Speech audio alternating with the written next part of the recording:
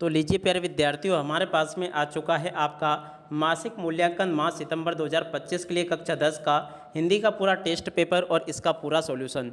जी हाँ प्यारे बच्चों, बिल्कुल ऐसा का ऐसे ही टेस्ट पेपर आपको परीक्षाओं में देखने को मिलेगा। तो इसलिए आप सब लोगों से रिक्वेस्ट है कि यहाँ से आप लोग इस टेस्ट पेपर को अच्छे से देख कर जाना, ताकि आप लोग प्यारे बच्चों अपनी परीक्षाओं में टॉप कर सकें। जी हाँ प्यारे बच्चों, जैसा टेस्ट पेपर मैं आपको बताऊंगा ना, ठीक वैसा का वैसे टेस्ट पेपर आपको परीक्षाओं में देखने को मिलेगा। तो चलो प्यारे बच्चों, जल्दी से हम आगे बढ़ते हैं, समझते हैं कि मासिक मूल्यांकन सितंबर 2025 के लिए कक्षा 10 का आपका हिंदी विषय का पेपर आपको परीक्षाओं में देखने को कैसा मिलेगा। देखिएगा प्यारे बच्चों, इस प्रकार का पूरा पेपर होगा। समय आपके पेपर के लिए 1 घंटे का मिलेगा। पूर्णांक आपके पेपर के लिए आपका 20 अंकों का होगा। देखिएगा सही विकल्प प्यारे बच्चों आपके पेपर में परीक्षाओं में यहाँ पर आपको दे रखे हैं, आप लोग इनको अच्छे से पढ़ लेना और पूरा का पूरा इसको समझ भी लेना। अब चलो मैं आपको एक एक क्वेश्चन के उत्तर को अच्छे प्रकार से बताता हूँ। देखिएगा प्यारे बच्चों, ये क्वेश्चन लिखा है, आत्मकथ्य कविता में कवि ने अपने जीवन को किसकी उपमा दी है। देखो प्यारे बच्चों, इस क्वेश्चन का राइट आंसर आपका क्या आ जाएगा, रीते गागर की उपमा दी है। ठीक है, और अब अगला क्वेश्चन पढ़ते हैं, उत्साह कविता में गर्जन शब्द किसके लिए प्रयुक्त हुआ है। देखो प्यारे बच्चों, उत्साह कविता में गर्जन शब्द जो है ना, क्रांति और बदलाव के लिए प्रयुक्त हुआ है। तो इसका राइट आंसर प्यारे बच्चों आपका क्या आ जाएगा, क्रांति और बदलाव प्यारे बच्चों इस क्वेश्चन का उत्तर होगा। ठीक है, और उसके बाद में देखो अगला क्वेश्चन पढ़ते हैं, क्या दे रखा है, लखनवी अंदाज पाठ में नवाब साहब ने कीड़े की पांखों को क्या किया। देखो प्यारे बच्चों, यहाँ से आपको लिखना होगा फेंक दिया। ख नंबर का प्यारे बच्चों इसका राइट आंसर होगा, क्या किया था, लखनवी अंदाज पाठ में नवाब साहब ने कीड़े की पांखों को क्या किया था, फेंक दिया था। ठीक है, और उसके बाद में देखो अगला क्वेश्चन पढ़ते हैं, साना साना हाथ जोड़ी पाठ में साना साना हाथ जोड़ी का क्या अर्थ है।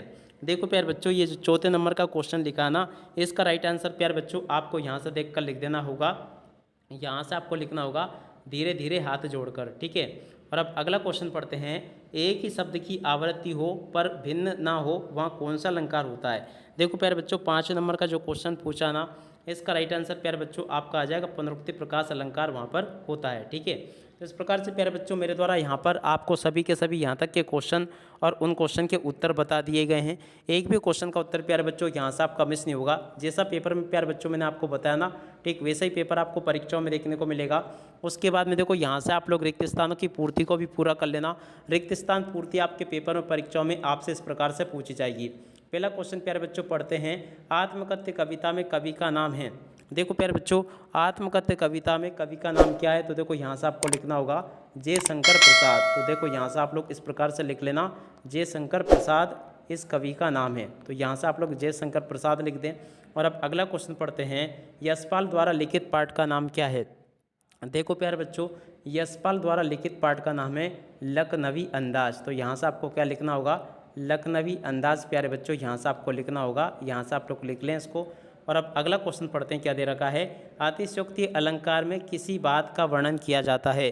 देखो प्यारे बच्चों, अतिशयोक्ति अलंकार में किसी बात का वर्णन बड़ा चढ़ाकर किया जाता है। तो देखो यहाँ से प्यारे बच्चों आपको लिखना होगा बड़ा चढ़ाकर किया जाता है अतिशयोक्ति अलंकार में वर्णन। तो यहाँ से आपको लिखना ना, बड़ा चढ़ाकर वर्णन होता है। ठीक है, और अब अगला क्वेश्चन पढ़ते हैं, साना साना हाथ जोड़ी पाठ में हिमालय की यात्रा का वर्णन किया गया है। देखो प्यारे बच्चों, साना साना हाथ जोड़ी पाठ में लेखिका ने हिमालय की यात्रा का वर्णन किया है। तो देखो पाठ में लेखिका के, तो देखो यहाँ पे आपको क्या लिखना होगा, साना साना हाथ जोड़ी में लेखिका। तो देखो यहाँ पर आपको लेखिका प्यारे बच्चों लिखना होगा। ठीक है, तो यहाँ तक के सभी क्वेश्चन के उत्तर प्यारे बच्चों मैंने आपको बता दिए। उत्साह कविता में बादल के प्रतीक है। देखो प्यारे बच्चों, उत्साह कविता में बादल जो है ना, क्रांति के प्रतीक है। तो देखो यहाँ से आपको क्रांति लिखना होगा। और उसके बाद में देखो यहाँ पर आपसे अति लघु उत्तरीय प्रश्न पूछे जाएंगे, जो कि इस प्रकार से होंगे।